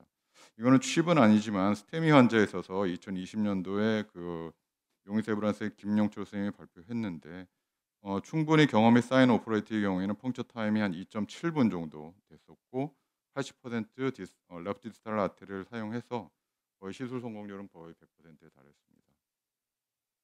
그래서 그 칩을 디스탈 라디알 아테리로 하는 연구는 이제 점점 많이 데이터가 쌓여가고 있는데, 아직 데디케이티드 RCT는 없고 이제 현재까지는 레지스트리 데이터가 이제 축적이 되고 있는 상황이고요. 그리고 특히 이제 이런 쉬스리스 카테타를 사용하면은 우리가 7.5프렌치까지 디스탈 라디알 아테리를 충분히 수용할 수가 있기 때문에 이런 것들이 향후의 칩 프로시저에 현격하게 도움이 될 거라고 생각합니다. 디스탈 라디알 아테리 같은 경우에는 우리나라에서 약 17개 기관에서 5,000명의 환자를 디스탈 라디알 아테리로 시술을 한 바가 있고, 이거는 다음 주에 열리는 유로 PCR에 발표가 될 예정입니다. 현재까지는 전 세계적으로 디스탈 라디알 아테리 코로나 인터벤션의 가장 큰 레지스트리 데이터고, 엠바고 때문에 제가 자세한 데이터는 보여드리지 못하지만 한 30% 정도 안팎이 되는 칩 프로시저에 분류될 수 있는 그런 케이스들이 포함된 걸로 알고 있고, 상당 어떤 케이스는 이제 7.5프렌치, 6.5프렌치 쉬스레스 카테타를 사용했습니다. 그리고 저희 기관을 포함해가지고 스테미 환자에 있어서 디스탈 라디알 아테리와 라디알 아테리를 비교하는 연구가 현재 진행이 되어 있고, 환자는 한 70% 인롤이 된 상태입니다. 디스탈 라디알 아테리는 이쪽에 아나토미컬 스너박스 안에 있는 이 빨간색 라디알 아테리의 디스탈 세그멘트고요. 그리고 펑처를 할 때는 환자는 뉴트럴 포지션, 라이트로 접근할 때는 뉴트럴 포지션, 그리고 레프트로 할 때는 레프트 그로인 에어리아 또는 업도멘에 위치를 하게 됩니다. 환자가 팔을 위치하게 되는 포지션이 상당히 오히려 일반적인 라디알보다 이제 편한 상태가 되고요. 그리고 그 스너박스의 베이스는 이제 스카포이드하고 트라피지움, 앞쪽에는 트라페조이드가 이제 위치를 하게 되는데 이 안쪽 혹은 바로 바깥쪽에서 펑처를 할 수가 있습니다. 펑처하는 디바이스는 이 하이드로필릭한 프렐루드 키트를 저 같은 경우에 많이 사용하지만 일반적인 컨벤셔널 라디알 펑처 세트나 혹은 마이크로 펑처 세트를 사용할 수도 있습니다. 그리고 특히 칩하고 관련해서 이제 가장 중요한 거는 디스탈 라디알 아테리가 과연 라지보 억세스가 필요한 아까 그 우리 그 트리퍼케이션 PCI 같은 같이 세 개의 디바이스가 동시에 들어갈 수 있느냐, 혹은 CTO 같은 경우 할 때 아이브스가 동시에 보면서 이제 그 스턴플레스 CTO를 펑처할 수 있겠느냐. 굉장히 많은 디바이스가 들어가야 되는데 현재까지는 이제 7.5프렌치가 일반적인 6프렌치 라디알 시스보다 다이미터가 작습니다. 그렇기 때문에 7.5프렌치면 우리가 생각할 수 있는 거의 모든 코로나 인터벤션을 할 수가 있고, 앞서 말씀드린 그 프렐루드 아이디얼은 월이 굉장히 얇으면서도 이제 굉장히 루브리컨트하기 때문에 이제 사용을 할 수가 있겠습니다. 저 같은 경우에는 이제 그 디스탈 라디알을 할 때 초음파를 보면서 펑처를 하게 되는데 썸과 인덱스의 메타칼본부터 스캐닝을 해서 쭉 내려와서 펑처하는 사이트는 대개 트라페지움이 베이스에 있거나 아니면 스카포이드가 베이스에 있는 지점을 찾아서 펑처를 하게 됩니다. 이분은 이제 그 저 같은 경우 레디알 엔지오로 시행해서 양쪽에 슈퍼피셜 팔마라치, 디팔마라치가 있는지 확인하고, 이분은 디스탈 라디알 아테리가 한 3.0mm 정도 되는 그런 분이었습니다. 그리고 이분은 투석 환자였는데 투석 환자였기 때문에 레디알을 사용하지 못하고 디스탈 라디알 아테리를 사용했는데 이분도 역시 예, 성공적으로 펑처가 잘 돼서 레디알로 이제 시술을 할 수 있는 상황이었고요. 그리고 저 같은 경우에 아직까지는 전체적으로 다 그 레디알 아테리만 사용해서 CTO를 하지는 못하고 있는데요. 디스탈 라디알 아테리와 트랜스피머럴 아테리를 사용한 CTO 케이스인데 LAD의 스탬플러스 CTO였습니다. LAD의 가이딩 카테타는 숏 메인이어서 AL1을 사용할 수 있고요. 그리고 이거는 다른 환자긴 하지만 이런 되게 포지션을 취하게 됩니다. 이 환자는 안테로그레이드가 안 돼서 레트로그레이드 들어갔고, CTO 프로시저가 중요한 건 아니기 때문에 빨리 넘어가겠습니다. 그리고 레트로그레이드로 올라간 다음에 이제 리버스 카트를 하고 그 다음에 CTO를 성공적으로 마쳤습니다. 처음에는 PCI 하고 난 다음에 스파즘이 있었지만 1년 후에 팔로우하니까 혈관이 아주 좋은 상태로 잘 유지됐고요. 그리고 지혈을 할 때는 죄송합니다. 지혈을 할 때는 그 이렇게 EB 같은 걸로 롤을 감아서 이제 지혈을 하게 됩니다. 그래서 케이스는 억세스 사이트만 중요한 거니까 언급만 하고 지나가겠습니다. 그래서 로타를 할 수 있는 케이스도 충분히 가능을 했고, 그리고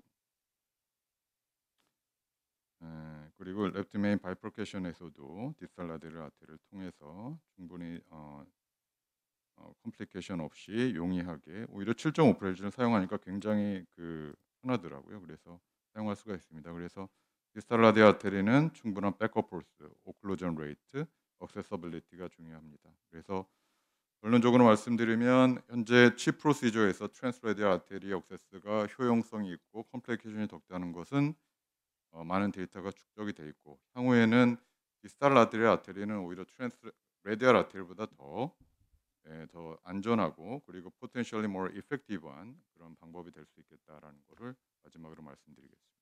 경청해 주셔서 감사합니다.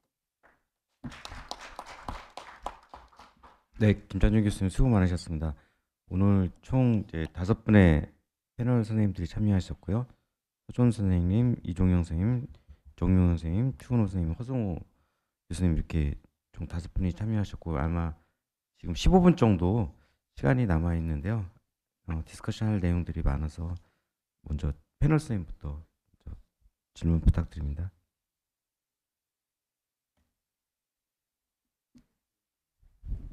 김찬 선생님 나오셨으니까 먼저 저는 디지털 라디알 어세스 많이 안 해봐서 근데 참 그 컴플렉스 PCI를 그렇게 잘 해주신 걸 보고 아 해봐야겠다는 생각이 듭니다. 근데 이제 하나 우려점은 그 라디알 아테리 같은 경우는 손목의 무브먼트는 좀 이렇게 한정돼 있지만은 이쪽은 엄지 손가락에 되게 델리케이트한 무브먼트를 하고 좀 신경들도 많은데 네. 그런 인저리나 그런 컴플리케이션에 대한 경험이나 아니면 그런 거에 대한 인포메이션을 좀 주셨으면 좋겠습니다. 컴플리케이션은 그 라디알 아테리하고 거의 컴페러블 합니다. 그래서 당연히 이게 트랜스 라디알 아테리를 할 때하고 비슷하게 디지털 라디를 할 때도 그 너브 인저리를 줄 수가 있습니다. 그래서 저는 이제 초음파를 보고 하는 편이 그 경우가 많은데 그 파라세이시아나 아니면은 통증 특히나 너무 깊게 찔러가지고 그 밑에 있는 스카포이드 본이나 아니면 그 트라페지움까지 이제 오스티움을 건드리면은 통증이 꽤 심하거든요. 엠나를 많이 바르고 해서도요. 그래서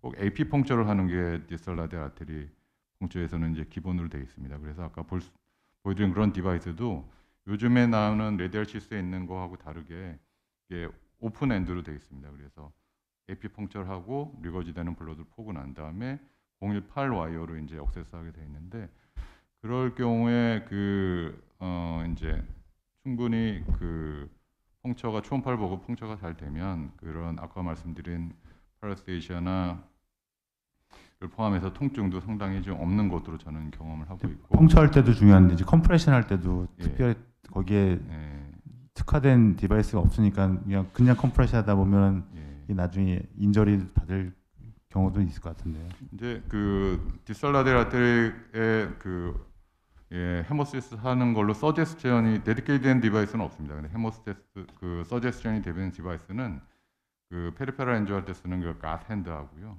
그리고 저 같은 경우는 이제 꺼즈를 충분히 뭉친 다음에 EB로 감으면 이게 완전히 그 혈류를 차단하지 않고 컴프레션하는 게 사실 굉장히 중요하거든요. 그래서 그 꺼즈를 패킹한 다음에 EB로 충분히 감고 하면은 그 혈류를 오픈한 상태로 유지하면서 그 지혈을 하는데 거의 문제는 없었던 것 같습니다. 그래서 네, 라디알 액세스에서 나오는 너브 인저리가 주로 컴프레션에 오래 하면서 생기는 너브 인저리잖아요. 그래서 디지털 액세스, 라디알 액세스 장점이 지혈이 쉽다는 거예요.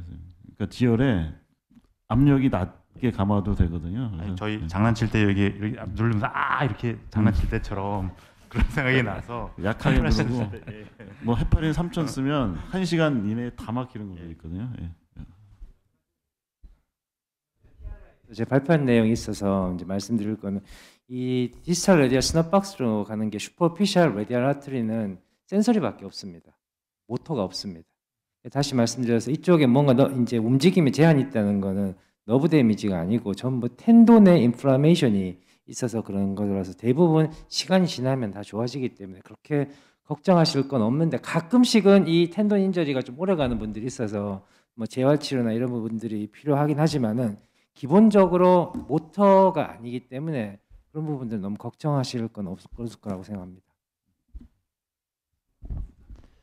네, 네 분 연자 선생님들 정말 잘 들었습니다. 사실은 저도 이제 인터벤션 한 지 10몇 년 되다 보니 엔지오 찍고 그냥 아까 말씀하신 것처럼 피지올로지, 이미지 이제 저희는 다행히 서지컬 백업이 되다 보니까 엔지오 찍고 병변이 있으면 그냥 들어가서 뭐 하지라고 그냥 들어갔다가 정말 플래닝 없이 들어갔다가 이제 식겁하는 경우가 꽤 많은데요. 근데 이제 아까 정우성 이사장님 말씀해 주신 것처럼 200개의 센터 중에 150개는 서지컬 백업도 없고 아마 그 센터들 중에 많은 센터는 또 이미지나 피지올로지가 안 되는 센터들도 많을 겁니다. 그래서 저도 이제 저희 밑에 주니어 스텝 이제 꼬맹이 키우면서 맨날 하는데 꼭 이미지 보고 피지올로지 해봐라고 하는데 말을 죽어도 안 듣더라고요. 그러니까 이제 그러면 하는 이야기가 이제 제가 궁금한 건 뭐냐면 아까 강도현 선생님 말씀도 해주셨는데 환자와 그 다음에 피지션이 이제 디시전 메이킹을 하려 그러면 선생님들 혹시 칩을 하실 때 스테이지로 하시는지 아니면 애드옥으로 바로 하시는지 그게 되게 궁금합니다. 혹시 거기에 대한 데이터가 있는지도 좀 의견을 주시면 좋을 것 같습니다. 강도현 선생님. 네.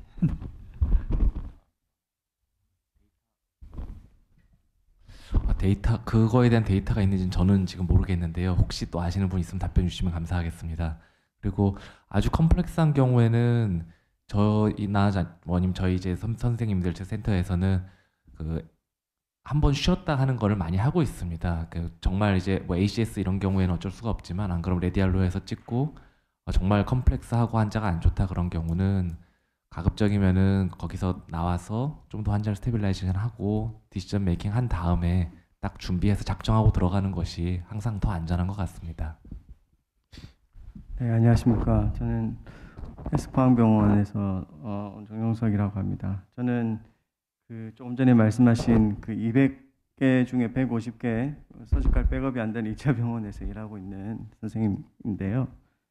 저도 인터벤션을 뭐 한 15년 정도 했지만 제일 어렵고 힘든 부분은 사실은 뭐 어제도 사고를 쳤지만 사고에 백업이 안 된다는 게 제일 문제가 되는 것 같습니다. 그렇다고 조금 전에 말씀하신 거 이제 NGO를 찍고 그다음에 PCR을 하자 그렇게 했는데 2차 병원의 환자들은 대부분 그렇게 원하지 않으시거든요. 뭐 또 뻥쳐하고 뭐 이렇게 대부분 포스트옵으로 바로 하는 경우가 많기 때문에 그런 부분에 어려움들이 많이 있습니다. 저희들이 보통 2차 병원 선생님들은 FFR이나 아이부스까지는 가지고 있지만 뭐 OCT는 아직까지는 대부분 없죠. 그래서 OCT 이발리에이션을 하기는 굉장히 어려운 것 같습니다.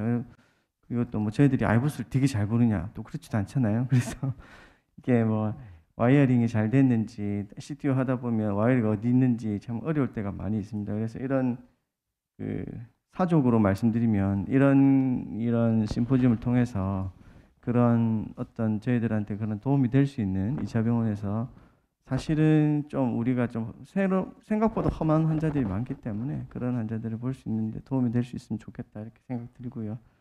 그래서 초대해 주셔서 감사합니다. 그리고 사실은 저도 궁금한 거는 이 환자를 그냥 NGO를 찍었을 때 그냥 과감하게 기법을 하고 서지컬로 보내는지 아니면 3차 병을 보낼지 아니면 내에서 과연 잘 할 수 있을지 이걸 선생님들은 뭘 가지고 제일 판단하시는지 그걸 제일 알고 싶어요. 네.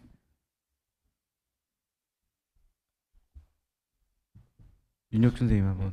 제일 어려운 질문 같은데 근데 저도 경험해 보면 서지컬 백업 아까 말씀하셨었는데 왠지 흉부외과 필요할 것 같아서 부르면 사실 흉부외과가 도움되는 경우 없고 그냥 가도 되겠다 이제 이런 경우 많은데 예상치 않게 이제 제가 간과하고 이제 뭔가 이제 잃었을 때 이제 환자가 안 좋아진 경우가 많더라고요. 그런 것 중에 실수를 되짚어 보면 그러니까 뭐 이제 절대 잃어서는 안 될 사이드 브랜치를 너무 쉽게 생각하고 뭐 와이를 뺐다든지 조금 더 조심했으면 될 것 같은데 이제 그런 게 안 된 경우가 사실 많았고 이제 환자 거의 최근에 뭐 거의 대부분의 서지컬 서포트는 거의 이제 에크모 백업을 하는 게 저는 뭐 대부분이었던 것 같습니다. 그래서 바이탈이 좋지 않으면 사실은 더 시행하기는 어려울 것 같고요.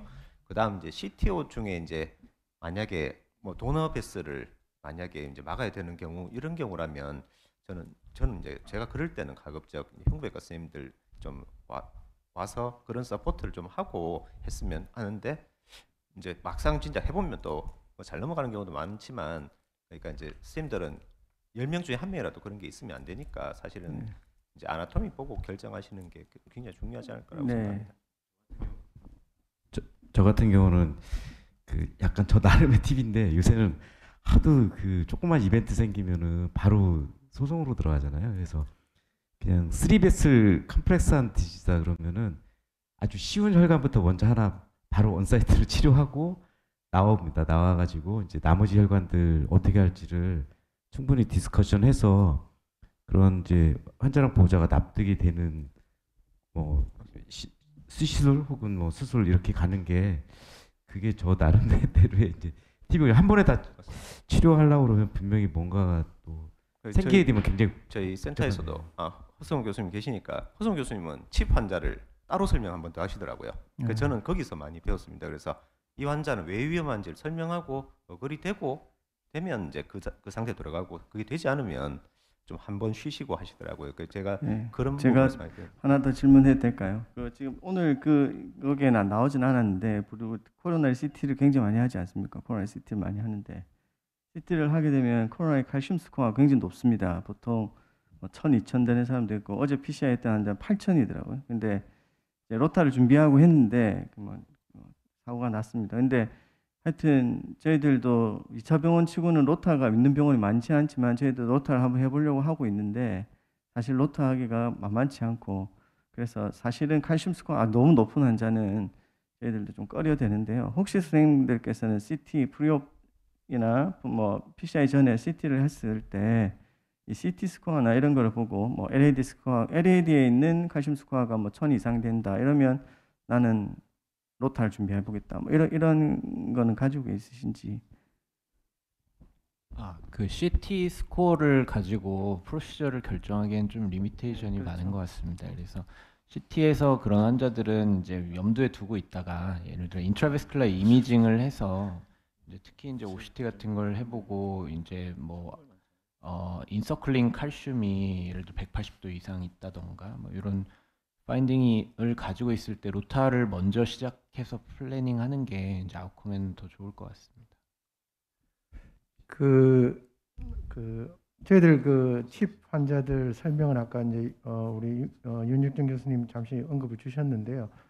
제가 그러는 거 이제 설명하는 과정에 제가 참조했는 게 바로 저희들 중지시술학회에서 판례집에 그게 있었습니다. 보시면은 우리가 일반적으로 NGO를 하면서 이제 리스크에 대한 설명을 하고 들어갔다가 환자들이 그때 이제 어떤 소송이 걸리고 문제가 생겼던 환자들 판례집 보시면은 대부분이 그 설명으로는 부족하다는 그런 이야기를 많이 해놓습니다. 그래서 이게 얼마나 위험한지 이런 부분에 대한 설명이 부족했다. 그래서 설명이 부족한 걸로 형사 부분에서는 괜찮지만 민사 부분에서 이제 문제가 되고 이런 것들이 있어서 아마 그런 부분은 저희들이 그런 설명을 하는 데 있어서는 굉장히 조금 더 저희들이 사실 그 부분을 극복하는 부분이 많지 않기 때문에 그런 부분에서는 조금 필요하지 않을까 그렇게 생각하고요. 아까 정쌤 굉장히 중요한 이야기 주셨는데요. 그래서 제가 이제 강동현 쌤한테 하나 여쭤보고 싶은 게 저희들 당연히 아산병원에서 랩드 메인 가장 많이 하시고 저 개인적으로는 특히나 이제 오늘 보여주셨던 트리피케이션 이런 가시피케이션 있고 물론 오늘 결과가 좋습니다만은 결국 스텐트가 많이 들어가고 롱텀하게 이제 페일리어들이 이제 증가하는 것은 또 그런 부분의 사실이고 그래서 언더 익스펜션이 개인적으로는 굉장히 서스펙션 될 때는 그래도 이제 바이패스에 대한 이야기를 반드시 하고 또 그쪽으로 리코멘드도 하고 있는데 지금 아산병원 현재 기준으로 어떤 환자들한테 아까 물론 이제 환자의 어떤 초이스가 중요하지만 또 환자들한테 설명할 때도 저희들이 어떻게 하느냐에 따라서 조금 또 환자들은 이제 그 부분에서 아주 전문가가 아니기 때문에 근데 지금 어떤 부분을 결국은 이제 환자들이 좀 캐비지를 보내시는지 한번 더 여쭤보고 싶습니다. 예, 지금 이제 대략 가장 중요하게 이제 캐비지 가는 기준은 첫 번째는 이젝션 프랙션인 것 같고요. 로우 이젝션 프랙션에서 컴플렉스 어나토미가 있다 그러면은 무리하지 말자라는 것이 지금 저희 캡방에서는 중론인 것 같습니다. 두 번째로는 이제 단순히 당뇨 여부보다는 이제 당뇨도 굉장히 다양하지 않습니까? 이제 당뇨가 인슐린 쓰고 굉장히 그러면서 혈관을 보면은 혈관 형태가 디퓨즈 디지즈가 있고 굉장히 처음부터 끝까지 단순 3베슬이 아니고 디퓨저기 디지가 있는 사람들이 있고 그런 사람들은 사실 PCI를 하는 것 자체가 거의 불가능하고 스텐트가 들어가면은 이게 스텐트의 효과가 있을지도 굉장히 불분명한 디퓨저 디지들이 있기 때문에 그런 두 가지 형태의 디퓨저한 디지를 가진 당뇨 환자 그리고 로우 이젝션 프랙션 환자는 강력하게 수술 쪽으로 가고 있고 그게 아닌 환자들은 단순히 지금 아나토미 컴플렉시티만 가지고는 저희가 웬만하면 지금 극복을 하고 있어서 PCI도 강력하게 얘기를 하고 있는 것 같습니다. 그거는 저희 센터 약간 데비에이션 된 게 다른 병원에서 캐비지를 권고받고 이제 싫다는 사람들이 오는 분들이 많아서 그거에 대해서는 조금 저희 센터에서 데이터나 아니면은 저 케이스를 보여주실 때 좀 고려해 주시면 감사하겠습니다. 너무 고령 환자 많은데 나이는 혹시 고령 대상이 안 들어가세요? 나이가 저는 되게 많은 선생님들에게 여쭈고 싶은데 왜냐면 저는 환자를 이제 아직 오래 보지 않았기 때문에 고령의 환자분들 75세 이상이면은 사실 이제 캐비지 좀 부담스러워서 미드캡 정도가 아니면은 PCI 쪽으로 많이 권고한 경우가 많은데 젊은 분들은 사실 어떻게 설명하기 따라 완전히 달라진 경우가 많아서요. 젊으니까 캐비지하고 평생 잘 살자 이렇게 할 수도 있지만 젊으니까 프록시말에 PCI 해놓고 나빠지면 그때 캐비지 합시다 할 수 있는 거거든요. 그게 사실 의사 마음대로인데 어떻게 생각하시는지 선생님들 좀 궁금합니다. 저도 제 생각에도 저 같은 경우 이제 수술을 열심히 하시는 선생님하고 같이 일하고 해서 저도 베네핏을 많이 받고 있긴 한데 신텍 스코어가 높긴 하지만 반대로 말하면 STS 스코어가 굉장히 높으신 분들도 있잖아요. 서지컬 리스크가 굉장히 높으신 분들은 오히려 수술하고 상해 해모는 간단하게만 이제 LAD만 최소한의 미니멀하게 이제 접근을 해가지고 PCR을 해달라 그런 분들도 종종 있는 것 같아요. 그래서 이 환자의 서지컬 리스크도 이게 병변 자체 컴플렉시티하고 동반해서 고려해야 될 사항이 아닌가 그런 생각도 좀 많이 하고 있습니다. 저는 개인적으로 이 아나토미컬 포션만 보지 말고 나이도 중요하고 하지만 환자가 갖고 있는 메디컬 인바이러먼트, 환자가 ESRD라든지 되게 중요할 거예요. 그러니까 ISR이라든지 다시 PCR을 자주 해야 될 상황 같은 경우는 KBG를 권하는 게 맞는데 데이터가 외국 데이터가 많고 근데 아산 데이터 보면 논 인페리하다는 게 확실하거든요. 특히 랩맨에서 저는 객관적인 이제 아산 데이터는 있어서 우리나라 인터벤셔널 카디올로지스트들이 뭔가 매니지가 서양 사람들보다 훨씬 좀 낫다는 생각이 듭니다. 그래서 개인적으로 결정할 때 젊은 사람이라고 해서 KBG가 아니라 인터벤션을 권하고 대신 따지는 건 아나토미컬 포션보다는 그 환자가 갖고 있는 내과적인 그다음에 다시 나빠질 수 있는 그런 메디컬 인바이러먼트를 좀 보는 게 더 중요하지 않을까 생각이 듭니다. 동의합니다. 까지만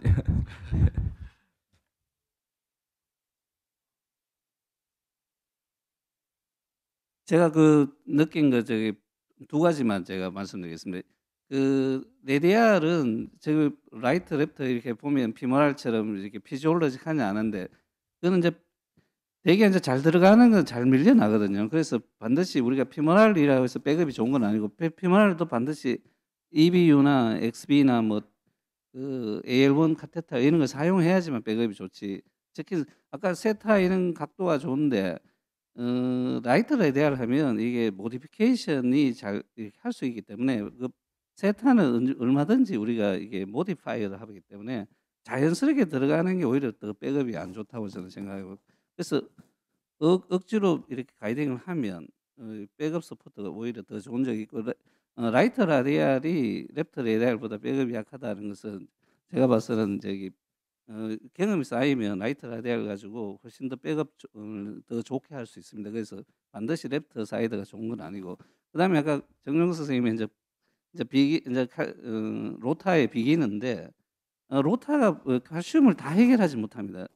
로타를 이제 자꾸 쌓이다 보면 로타는 이제 어떤 케이스 해야 되겠다 이런 게 이제 되게 로타는 이제 unexpandable 360도 갈 수 있는 경우는 잘 갈지만 그게 굉장히 톨처스한 경우에는 360도 아닌 경우에는 굉장히 소프트한 대로 와이가 있기 때문에 와이가 지나가다 보면 퍼포레이션 위험도 있고 하기 때문에 다 갈아내지 못합니다. 그래서 굉장히 칼슘 청크가 있거나 이런 경우에는 칼슘은 갈지 못하고 그냥 옆으로 지나가가지고 별로 깎이지도 못합니다. 굉장히 큰 버값도 필요한 경우도 있고 하기 때문에 100% 안전하지 못하다는 거. 칼슘 스쿼어로는 로타를 해야 될 개연성은 높아지는데 가능성이 굉장히 높아지지만 반드시 그걸 보고 결정할 수는 없고 반드시 이미징 가이딩이 필요합니다. 그래서 그다음에 처음에 한두 번 케이스 하면 잘 갈리고 이제 프로시저가 굉장히 좋아지는데 경험이 축적되다 보면 아무데나 하다 보면 그다음에 이게 10cm 정도 디스탈 RCA라든지는